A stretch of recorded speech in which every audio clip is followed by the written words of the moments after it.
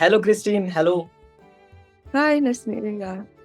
Hello. So, first of all, when I saw your profile and everything, I find out your profile have something unique. I connected with many MIT students, but they have different kind. They are mainly connected with STEM field, but when I saw you, there is uniqueness and creativity. So I just want to know your point of views, everything. Yeah, sounds good. I'm happy to share whatever. Yeah. So first of all, introduce about yourself. Yeah. Yeah, so I'm Christine. I just finished my first year at MIT. I'm currently a mechanical engineering major. And yeah, I guess throughout high school, I was not really a STEM kid. I was more like interested in like community service. I had a volunteer program called Gens Connect, where I paired together seniors who were feeling very isolated due to the pandemic with high school students, some college students, and I paired them together for weekly like phone calls and conversations so that they could develop a friendship and kind of an intergenerational bond. So that's something I really focused a lot of my time on in high school.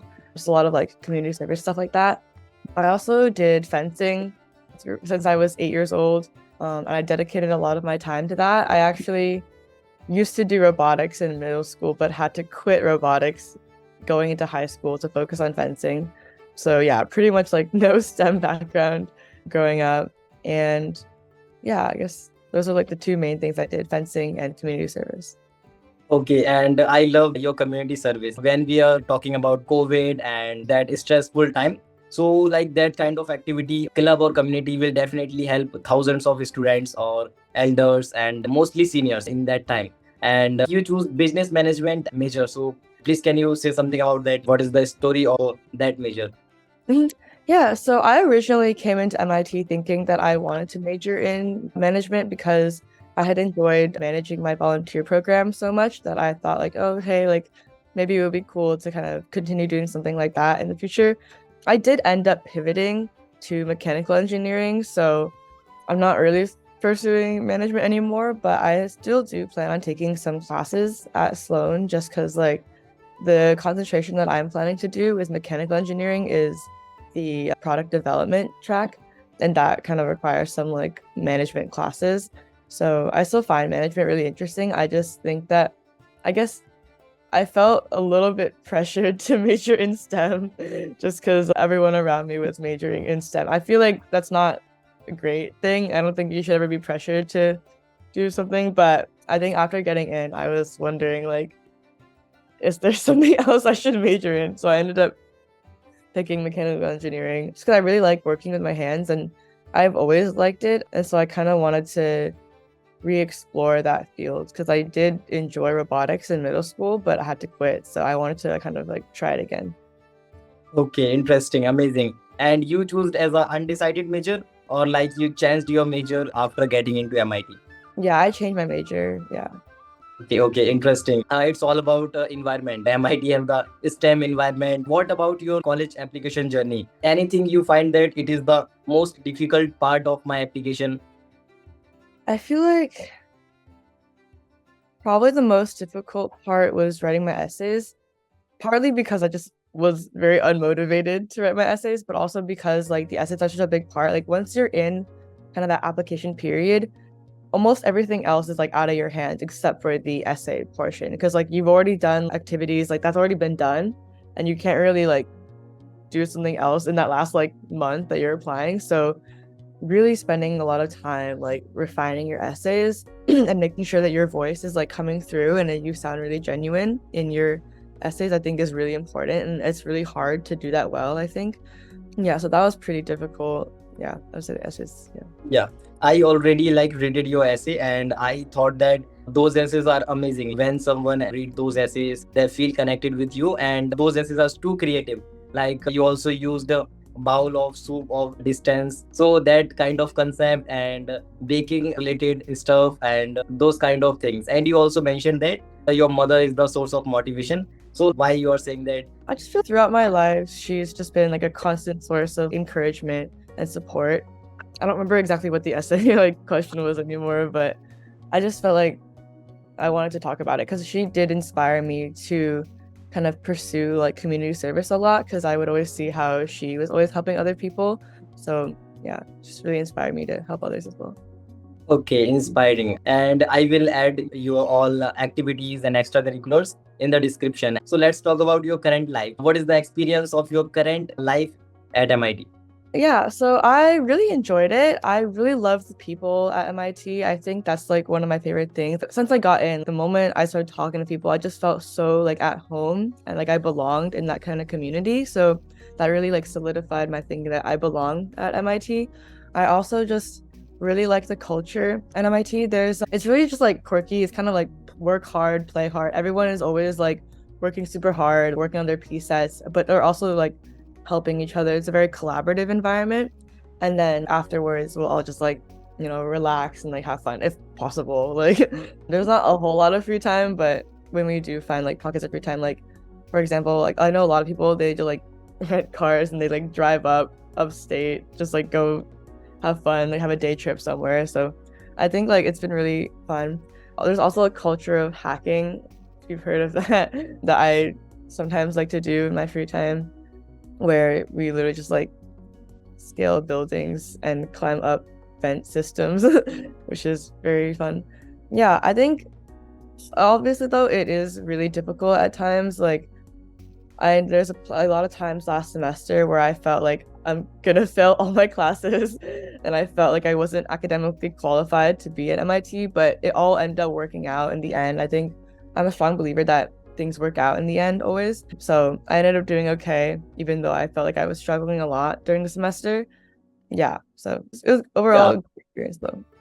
yeah, that's a dream life of thousands of students all over the world. And there is anything you can say that student have a brilliant student and any kind of race or any kind of culture, like anyone and find that okay, it is the best student in MIT or it is the smartest student in MIT. So that kind of culture, anything. So you're saying like, is there any culture where like there's one student where people will say, oh yeah, that's like the smartest student, and then Yeah. yeah, I don't think so. I mean, like people do recognize like, oh wow, that's like the like IMO like gold medalist or like something like that. Well, there's like, oh yeah, they like were a gold or silver medalist in this like STEM competition. But I don't think it really affects things too much.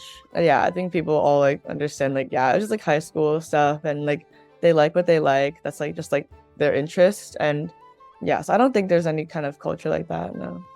Totally makes sense. And like, what about professors? I know that they are amazing, but what about your experience? Like, how they treat students? Yeah, I think in general, I liked most of my professors. There are some that sometimes they feel a bit unapproachable, like, or I guess like in comparison to other professors. So last semester, I really loved my physics professor because he was just very approachable. I felt like I could talk to him whenever. I'd go to his office hours all the time and like set up meetings with him. And I just felt like he really cared about me succeeding in the class. And so he really took the care to basically just like make sure that we felt like welcome in the class.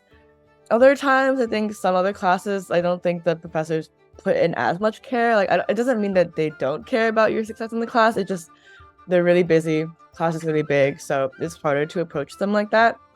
At least that was my experience. I really loved my professor for my toy product design class, David Wallace. He was like the most like fun, amazing. He was just a great guy. I love him so much. He was a great professor. Really enjoyed his class. He really prioritized us having fun and enjoying the work that we were doing while also being incredibly informative and helpful. So I think in general, my experience has been great. Yeah.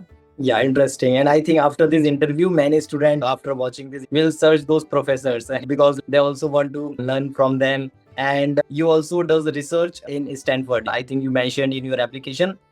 So what kind of research? Oh yeah, so that was like a summer session program with Stanford. I just took 2 classes there over the summer. But while I was doing that, I also did research with a separate program called Pioneer Academics, and that was like the research that I did. And basically, I wrote like a 35-page paper on like comfort women in Asia, and just like focused on like gender and sexuality. And yeah, I don't know. I'm not gonna lie, I didn't really enjoy that program that much. I feel like also partly because I was doing a lot of other things that summer that I couldn't put in as much work as I wanted to into that program, and I felt very rushed all the time.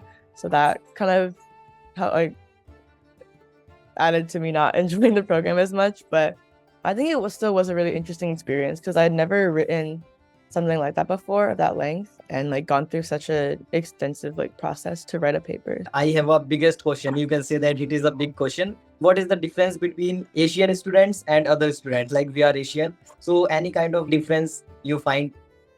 Mm, I will say the Asian population at MIT is quite large. Yeah. I Something I have noticed is that people of the same ethnicity will tend to group together at MIT. And this is not always the case, but something I've noticed is like groups walking around campus will oftentimes have like it'll just be like a group of like Chinese people or a group of like I don't know, like white people. Like they'll generally I think they seem more comfortable sticking together. I don't know how true this is. It's just my like observations.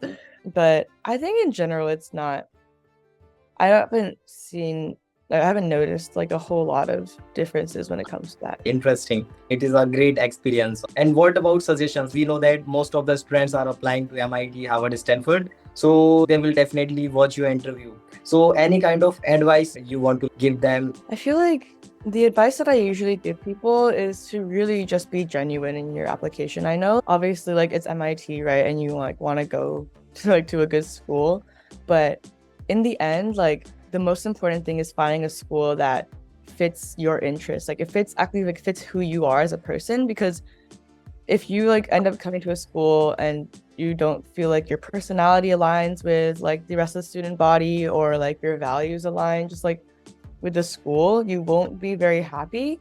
So I think being genuine in your application is really important so you can truly show your character, who you are, to the admissions office. So they can make the judgment like, okay, would this person be happy at our school? Because I think in general, obviously they can make mistakes sometimes and like they can't accept every single like qualified student, but I think in general they have a sense of like the kind of student that would thrive not only academically but like socially and emotionally at that college. So truly just like being yourself, like just like being genuine in your essays is really important, I think. Okay, and like college admissions, colleges and students who are applying, you can say that marriage system. They also like a boy and girl knows each other very well and they are connected with each other and best fit for both of them. So they will like marriage. So it's same for colleges. They also working on a same kind of concept. They also find the same fit. So it is true that kind of mythology, like concept. Yeah, exactly. Yeah. So like not if you don't get into a college, it's not because you weren't like good enough. It's just like it just like wasn't a good fit. And I think Yeah. you would end up being happier somewhere else anyway. So I think it's a good thing. Yeah, exactly. Because if you didn't select it in MIT and other top universities, it doesn't mean that you will never do anything and your life is ruined. It's completely wrong because it's about fit, best fit. So, and what about your future goals? What are you planning? Yeah, so I've been really thinking about that this summer. But yeah, I'm not completely sure yet, but I've discovered that I really do enjoy product design after this like toy product design class. So I really want to try to continue doing something like that. Yeah, just like hopefully like work like I don't know. The ultimate dream is to one day like have a startup and like kind of develop my own product and like something that can like help people in everyday life is something I really want to do. I don't know, like it'll take me a while to get there, I think, but it is something I really wanted to do for a while. Okay, amazing. So, like that product or that thing is related to science, technology, or you just want to build any product which is revolutionary or will help thousands of pupils. So, what kind of product are Currently, I don't have like a specific thing. I think I'd probably like more general, less so like medical technology. But yeah, I don't know. I just really like making cool things, inventing things. I like just like working with my hands. My group for my toy product design class is planning on like continuing to develop our toy. And so although I feel like the it's like not as feasible because of like just the various logistics, I really enjoy just like researching like different like the patents, like how patents work and like how manufacturing works and things like that. So currently working on that, trying to make that toy into like an actual like marketable product. But other than that, I don't have a whole good idea of what I want to make in the future yet. Yeah, and I think your family, or you can say that father, created a sport. I think like a toy of MIT, which is like I'm talking about sloth. Oh, the Okay, sloth. Oh yeah, no, that was just a stuffed animal that my mom got me when yeah. because she visited Boston with my brother and my dad for a fencing competition, I believe. And while she was there, she just got a sloth. She got a plushie from there from the coop. So she gave it to me for like good luck, I guess. Yeah. I don't know. Yeah. Okay, amazing. Like I love that sloth, and I love when you created that video. And it was your brother's birthday, I think, 2 days ago. So happy birthday to your brother from my Oh side. yeah, thank you. Thank you. Yeah. Yeah, Yeah. yeah, and yeah, your family is amazing. So can you explain about your family? How many members are there, and what about their dreams? Like your brother also want to get into MIT, or have any kind of other dreams? Yeah, my brother's still pretty young, so it's a bit too early to tell for him. Yeah. My sister is currently at UPenn studying digital media design. Yeah. I don't know. She wants to go into like animation. My brother, again, like still too early to tell. He is getting more interested in coding right now, but currently he still spends most of his days just like playing Minecraft. So he's still young. He's still young. So Yeah, absolutely. And it was great. Like your sister. she's a rising senior this year. Yeah, rising senior. Okay, amazing. And what about your friends? What kind of friends you have in MIT, and how you are like spending your time? Mhm.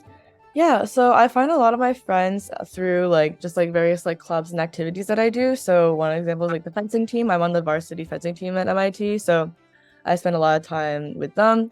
I also I'm also in a sorority, which is something I never thought I would do. Kind of coming into college, I didn't think I would join Greek life, but Greek life is pretty different at MIT, I would say. It's more relaxed, or at least like some of them are more relaxed. So Yeah. yeah, I'm in a sorority, so I've like made some like friends through that as well. I also dorm culture is really big at MIT, so a lot of people find like their main friend groups just like through people who are living in their dorm or their like wing. So I have a couple of friends. I lived in Next House this past year, and so I have a couple of friends in Next House as well. But yeah, other than that, like classes, yeah, yeah. But a lot of it is just like shared activities. Great. And Christine, any one of them who is Indian, any student you know who Oh is Indian yeah, student? yeah. I guess like my closest friend like his name is Surya Sakamuri. Okay. Yeah, but he's probably not super available to talk right now because he's doing research in Denmark. So Yeah, unfortunately. amazing. And you said that you will build product. So you are interested in entrepreneurship or building business like that? Yeah, yeah. I've always really dreamed of like becoming an entrepreneur, setting my own work hours. I never been a fan of the idea of like a 9 to 5 office job. So the idea of like being my own boss and like being able to work from home sometimes is pretty appealing to me. So yeah, I hope to one day like be an entrepreneur. Yeah. Okay, amazing, interesting. And like there are lots of students, they are just struggling with their essays. So also you prove that like it doesn't necessary to be meritorious or only have STEM related like extracurriculars, because you prove that you can also get into MIT or top universities if you are interested or just passionate about learning. So any kind of suggestions for them? Don't just focus on things only for lack of college admissions, and focus on your personal goals and passions. Yeah, I think you put it really well. It's like, yes, don't just focus on like what most people think that colleges want to see. Like, don't just like check the box, like, oh, like, yeah, National Honor Society, oh, volunteer hours, oh, debate team, Model UN. Like, these are things that a lot of people do because they think colleges will like that. And sometimes, yeah, like, oh, it's cool to see, like, oh, okay, yeah, they have like good talking skills, they can be a good leader. But they see so many of those that you need to distinguish yourself in some other way. And the best way to do that is through some sort of passion project. So for me, it was like my Gens Connect like volunteer program that I really just love doing that. I spent so much of my time doing that just because I love doing the work. And so if you can find something like that for yourself, it's just like really worthwhile, I think, to pursue that and use that as a way to like stand out. Okay, and Gens Connect is currently active, or like someone else managing it? Like, are you currently managing or currently working on it? Yeah, so since the pandemic is like officially over now, it has kind of come to a halt. Some of the buddies, like pairings, still talk just because like they're friends, but I would say like most of the seniors feel like they don't feel as isolated anymore since they're able to see their like friends and family now. So in general, it's like kind of coming to a halt, but I see that as a really good thing because that means that the seniors aren't feeling as isolated anymore and they don't need that kind of like help and support as much. So yeah, it has come to a halt, but I'm pretty happy about that. I think it's a good thing. After getting into MIT, you find that like that kind of students are likely to get into MIT. So any specific type of students you find out like, okay, that kind of student have more chances of getting into MIT. Okay, this is not proved at all. This is just again just something I noticed and not probably this doesn't actually make any difference, but something I've noticed that almost like everyone I talk to loves to cook, loves to bake, or is some sort of big foodie. And I feel like I have this like theory, this is kind of stupid, but I have this theory that MIT likes students who can cook or bake because so many of their dorms are like cook for yourself because their meal plan is very like their MIT dining is like if the food is okay, but they lose millions of dollars every single year for some reason. So I think they like the idea of students being able to cook for themselves just so they know how to sustain themselves. So a lot of people that I know talked about baking or cooking or some sort of food related thing in their essay. So I thought that was kind of funny that that's something like some kind of like connection coincidence that so many people talked about this and got it. Yeah, but other than that, I would just say like the people here are incredibly nice, incredibly collaborative, and always a lot of people are like have an entrepreneurial spirit and just like really value learning. So, you know, if you're like that, I think you should definitely like give it a shot. Yeah.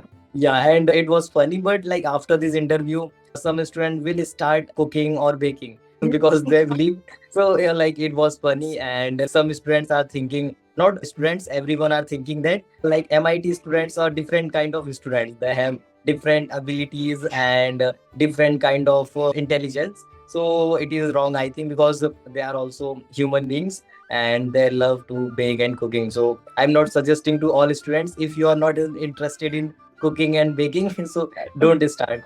Yeah, I'm sorry, but I'm sorry, but if you do like it, you know, maybe pursue that a little bit more. Yeah. yeah, if you like that, then totally understandable. Start baking, start cooking, and it is a great extracurricular, and it will give you motivation, or you can say that self confidence, because you will definitely enjoy baking or cooking. So that's the whole point of view. And what about like every day I watch many news articles or everything about MIT. Every day, like there is something creative or innovations. So what about those innovations? Like these innovations are from MIT professors or most of the time from students?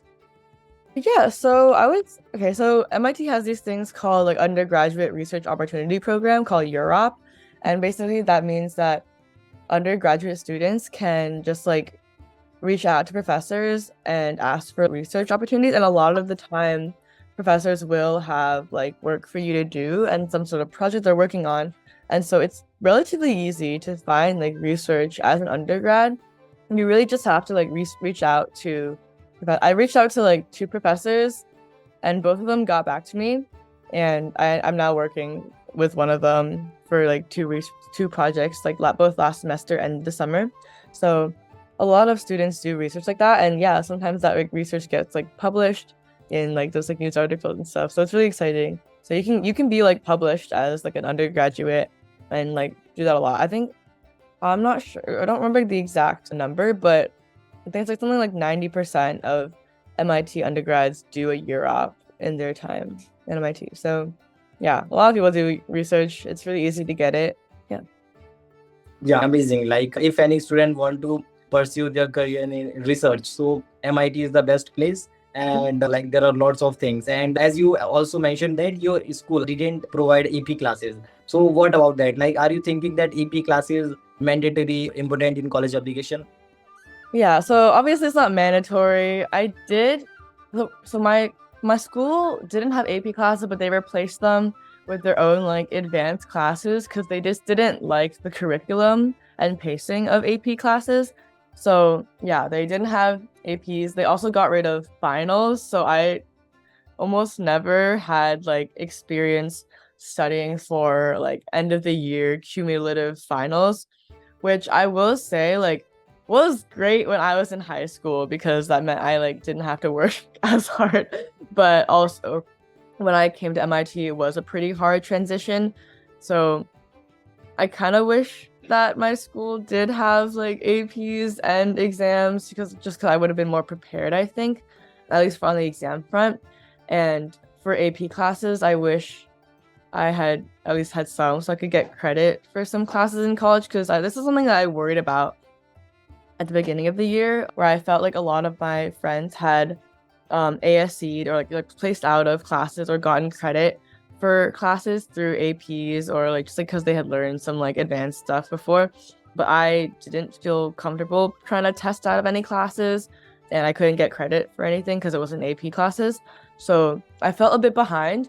But as I like went on, I feel like I realized like, oh, it's okay. Like a lot of other people are in my same boat as well, and they don't like they didn't like skip any classes and they're doing just fine and I'm doing just fine. So it's good.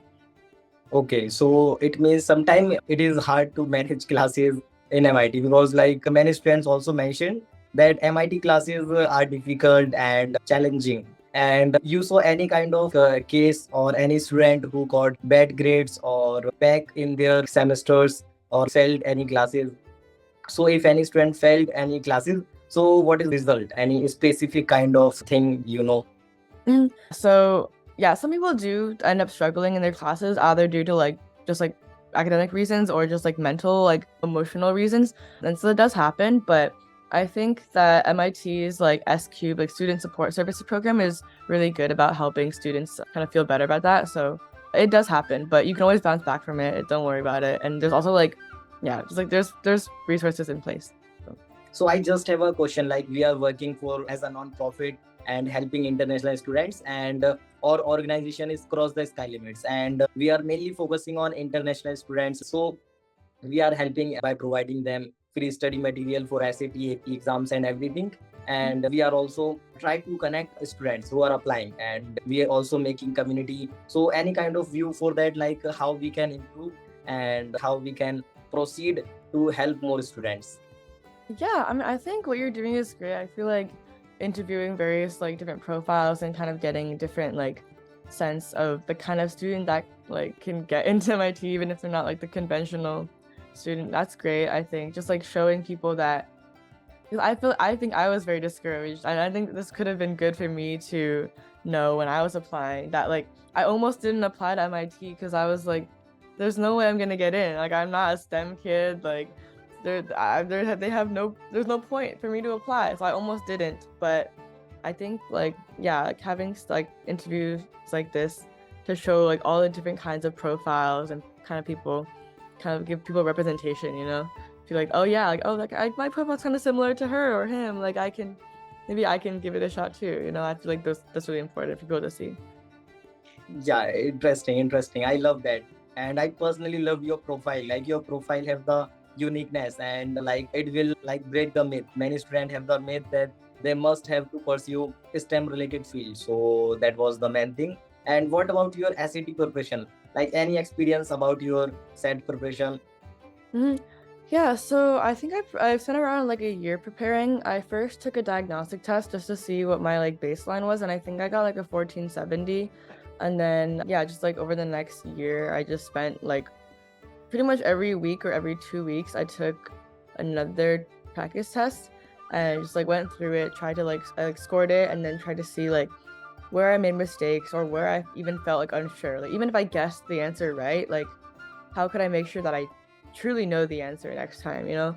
So really going through question by question to like understand each question like fully and the answer and kind of like how you get to that answer is really important. I ended up getting a 1560, I think. So like it was good enough for me. Like yeah, I was just aiming for anything above a 1550. So after that, finished, went on like moved on to other things. Yeah.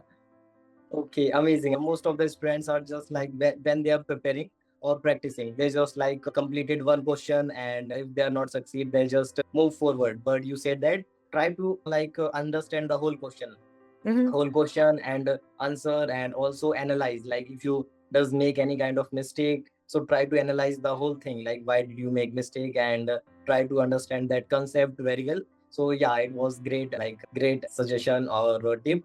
And any other tip, like first of all, you used Khan Academy or any other study materials?